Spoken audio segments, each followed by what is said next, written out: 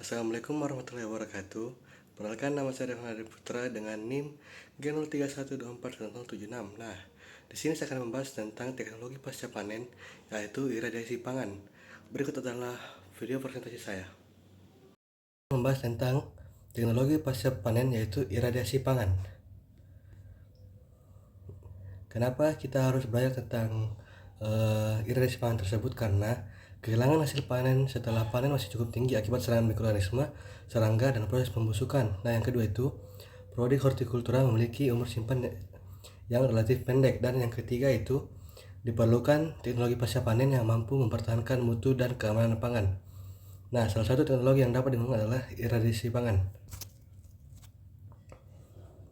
Apa sih iradiasi pangan itu? Nah, iradiasi pangan adalah proses pemberian energi radiasi pengion pada bahan pangan dengan dosis tertentu untuk menghambat pertumbuhan mikroorganisme, membunuh hama, menunda pematangan, serta memperpanjang umur simpan tanpa menyebabkan pangan menjadi radioaktif.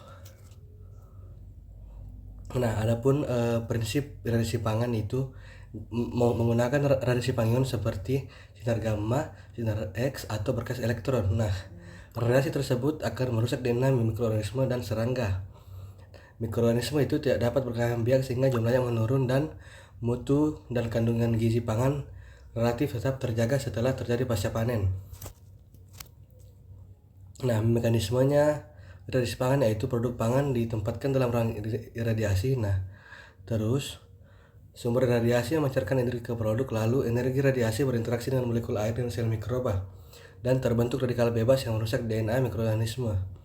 Mikroorganisme mati atau tidak mampu berkembang biak dan menghasilkan umur simpan produk menjadi lebih panjang. Nah, adapun tiga sumber radiasi yaitu yang pertama itu sinar gamma. Nah, sinar gamma ini memiliki daya tembus yang tinggi sehingga dapat membunuh mikroorganisme pada bahan pangan. Nah, yang kedua itu ada sinar X. Nah, sinar X itu dia daya tembusnya tinggi dan tidak menggunakan bahan yang radioaktif sehingga aman untuk digunakan dalam bahan pangan. Nah, yang ketiga itu elektron beam atau berkas elektron. Nah, dia itu memiliki proses yang cepat tetapi memiliki daya tembus yang lebih rendah dan membutuhkan waktu yang lama. Nah, adapun kelebihan dan kekurangan pada iradiasi pangan itu kelebihannya yang pertama itu memperpanjang umur simpan karena mikroorganisme pada bahan pangan telah mati atau tidak berkembang biak. Nah, yang kedua itu mengurangi mikroorganisme patogen dengan memancarkan sinar radiasi. Dan yang ketiga itu tidak meninggalkan residu kimia karena hanya menggunakan sinar X atau sinar gamma pada alat. Nah, yang kekurangannya juga ada tiga, yaitu alatnya relatif mahal. Nah, yang kedua itu membutuhkan pengawasan yang ketat, dan yang ketiga itu tidak dapat memperbaiki produk pangan yang sudah rusak karena hanya memancarkan sinar panas atau sinar gamma. Nah, kesimpulannya, iradiasi pangan merupakan salah satu teknologi pasca panen yang efektif untuk meningkatkan keamanan dan memperpanjang umur simpan bahan pangan dengan memanfaatkan radiasi pengion seperti sinar gamma, sinar X, atau berkas elektron. Teknologi ini bekerja dengan merusak DNA mikroorganisme dan hama sehingga pertumbuhannya dapat dihambat tanpa membuat bahan pangan menjadi radioaktif. Oleh karena itu, iradiasi dapat digunakan pada berbagai komoditas seperti buah, sayuran, rempah-rempah, daging, dan ikan untuk menjaga mutu, mengurangi kerusakan, serta mendukung ketersediaan yang aman bagi konsumen. Sekian dan terima kasih, itu hanya itu yang dapat saya sampaikan.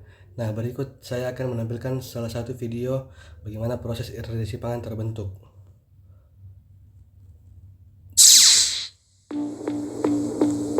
Electromagnetic radiation covers a broad spectrum of wavelengths and includes sunlight, which is vital to life on Earth. The waves have different uses according to their energy. Radio waves enable us to communicate and share information. Microwaves cook our food. Infrared radiation warms us. Visible light illuminates our lives and is essential for food production. Ultraviolet radiation gives us suntans and bone-strengthening vitamin D. X-rays enable us to diagnose and treat illnesses and to check our luggage. And gamma rays are used to sterilize medical equipment. Irradiation using X-rays and gamma rays can also be used to treat food.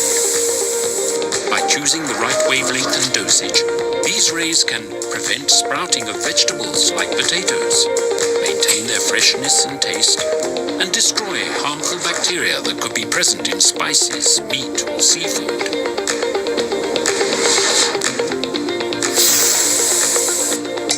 They also can rid fresh fruits and vegetables of insects that might otherwise hitchhike, spreading to other regions of the world, where they could have devastating effects on the environment and agriculture. Food irradiation involves shining electromagnetic rays or beams of electrons onto food. The energy is transferred at an intensity necessary to give the desired effect. It is a cold process, so spices retain their unique flavors and aromas that would be diminished by heating. It also avoids reliance on chemical methods, such as fumigation or pesticides, to combat bacteria, insects, or other spoilage organisms.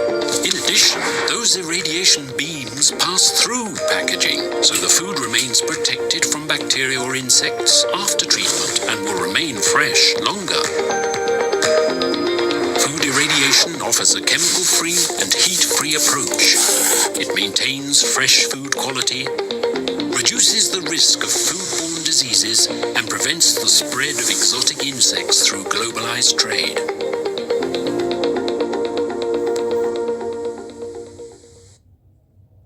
Nah, berikut video tersebut telah dilihat. Nah, itu saya dari saya. Terima kasih dan selamat malam.